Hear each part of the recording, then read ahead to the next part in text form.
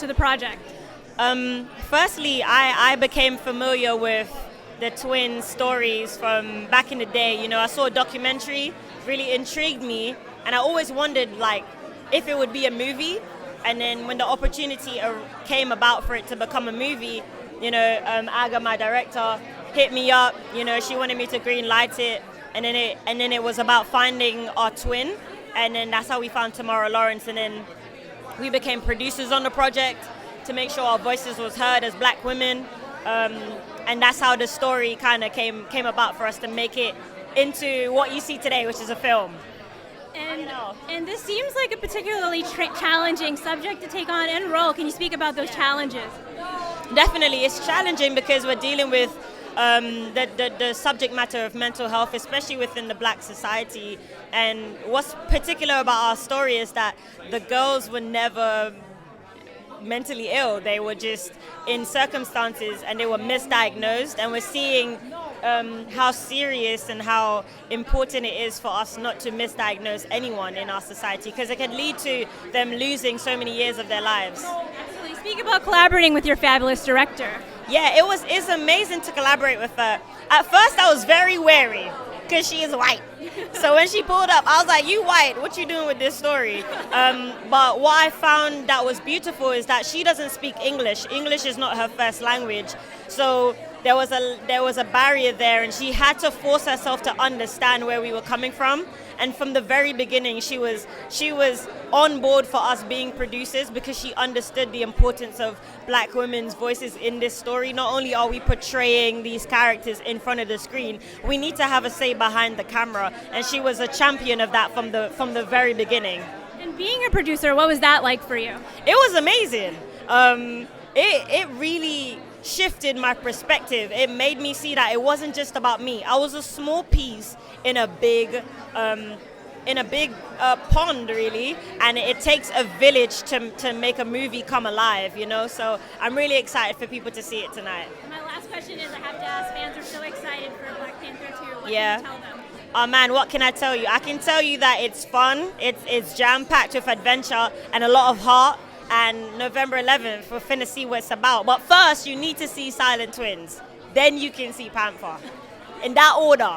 So tell me, how did the material first come to you? I got the material from the scriptwriter, Andrea Siegel, who was working on this project for decades. And she found me on the Facebook because she watched my first movie, The Lure, which she loved a lot. And then she knew that she found a good director for her story. Tell me a little bit about casting.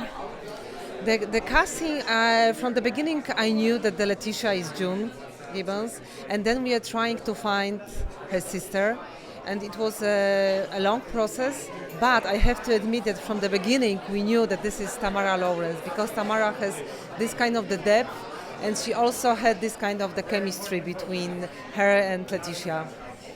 What do you hope viewers take away from the film? Viewers take away. I want them to learn what kind of that June and Jennifer were beautiful human beings and they were artists, and then they learn about their love, beautiful sisters' love, which were also very strong, powerful, and I want them to be moved at the end, to start to think about them, June and Jennifer, their life, and I want them just to think about, their selves life. Can you speak about collaborating with Letitia? Letitia is a very humble person, an amazing artist. We started to work together from the first meeting when I saw her in a theater. She watched the documentary about June and Jennifer, then she read the script, and she knew that she wanted to, be Jennifer Gibbons. And we started to talk with Letitia and about the whole vision of the movie, about the vision of the characters, and then because of the pandemic, everything was interrupted, and this time helped us to be together via Zooms, we could be together for 3 months. Every day we could have rehearsals and talk about June and Jennifer, and then also when she finally came to Poland, she was very open, very humble, very collaborative, And I feel that she's a part of the movie. She's also the producer of the movie. She's the producer of the movie, so she took the responsibility for the movie, and also she felt, be the part of the whole beautiful, and maybe not beautiful, but the very powerful story of June and Jennifer Gibbons. And now we are friends. What was it like filming in Poland, and why did you decide to film there? We decided to be there because I'm from Poland. The part of the crew is from Poland, and of course the money was the reason.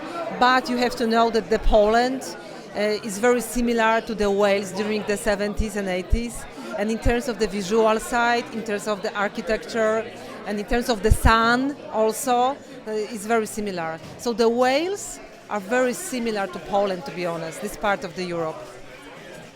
Thank you so much. Congratulations. So much. Nice to meet you.